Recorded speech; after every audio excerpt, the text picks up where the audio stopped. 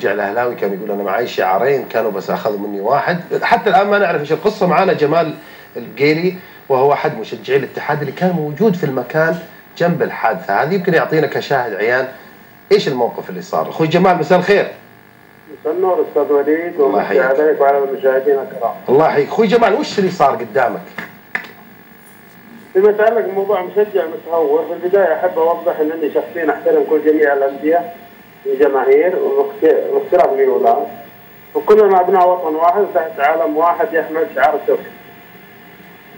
في قضيه المشجع في الحقيقه كانت ليله البارحه كرنفال جماهيري، بينما الجماهير الاتحاديه منشغله بالتشجيع والاحتفال دخل علينا احد المشجعين الاهلاويين انتصر المدرج الاهلاوي واخذ يلوح بشعار الاهلي مستفز بالاف الجماهير.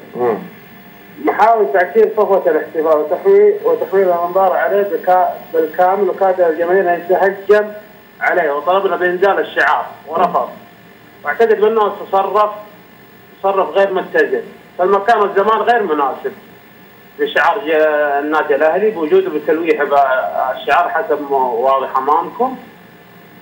وطلبت من المشجع ان اطلب منه الشعار لتهيج الجماهير عليه لسلامته اولا، رفض يعطينا الشعار واستعملت القوه معه اولا لسلامته من التهديد الجمهوري اليه وباخراجه من المدرج حتى لا يتسبب في مشكله.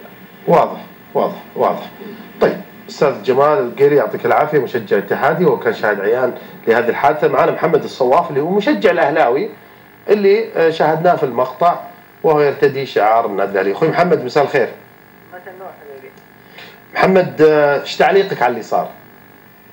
اول شيء بسم الله الرحمن الرحيم. طلعت انا دخلت على الملعب وكنت لابس شعار الاتحاد وشعار الاهلي. طيب وبعدين اتصل وانا نازل طلعت على فوق ابغى الاقي مقعد.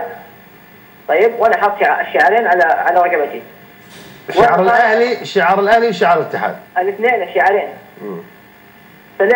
طلعت ابغى ادور مقعد فوق.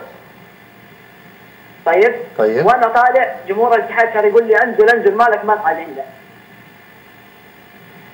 بس محمد يعني خلينا ناخذ مشجع اهلاوي ماخذ شعار الاهلي ورايح لمدرج الاتحاد. انا شوف انا يعني اتفهم يعني مشاعرك اللي الظاهر لنا، احنا ما نقدر نخش في النيات، الظاهره لنا انها مشاعر جيده اذا كانت ترتدي شعار الناديين، بس هي مش مباراه وطنيه، هي مباراه بين الاتحاد والفتح داخل الدوري، يعني ما في مبرر انك تدخل بشعار الاهلي. شوف تلوح فيه يعني اول شيء يعني خلينا نتخيلها انه هذا مشجع نصراوي داخل مشجع درج الهلالي يسوي كذا، او مشجع هلالي مار في مجشع الاتحاد.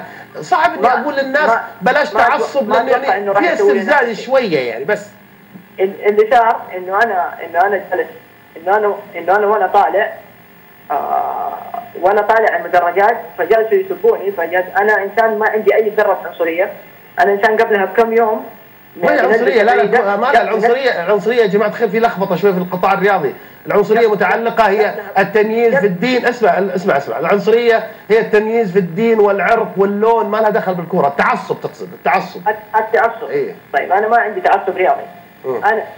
انا انسان طلعت قبل امس مسوي تغريده قبل المباراه بكم يوم، كتبت انه لعيبه الاتحاد ولعيبه الاهلي اللي بينهم يعني كلها اخوه وكلها هذا، احنا ليش ما الجمهور كذا نسوي؟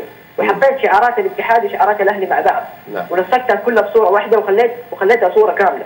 والصوره موجوده الى الان في تويتر وفي الانستغرام موجوده. والتغريدات موجوده في تويتر انه انا من قبل هذا انا بحضر المباراه وبحضر مباريات الاتحاد ومعايا شعار الاهلي، بس ما بيصير اللي يصير. انا طلعت الملعب وانا طالع الدرج فوق جمهور الاتحاد رفضني، صار يقول لي طحالب. طيب رحت نزلت وانا نازل صاروا يعلوا صوتهم اكثر، رحت لوحت بالعلم. واضح. انت تشعر انك ندمان انك سويتها؟ لا انا ماني ندمان، لان انا ما اتوقع اني سويت انا شيء غلط. لو صارت فرصه ثانيه بتسويها؟ انا خذلوني بعض الجمهور لاني ما توقعت انه يكون هذا الرد.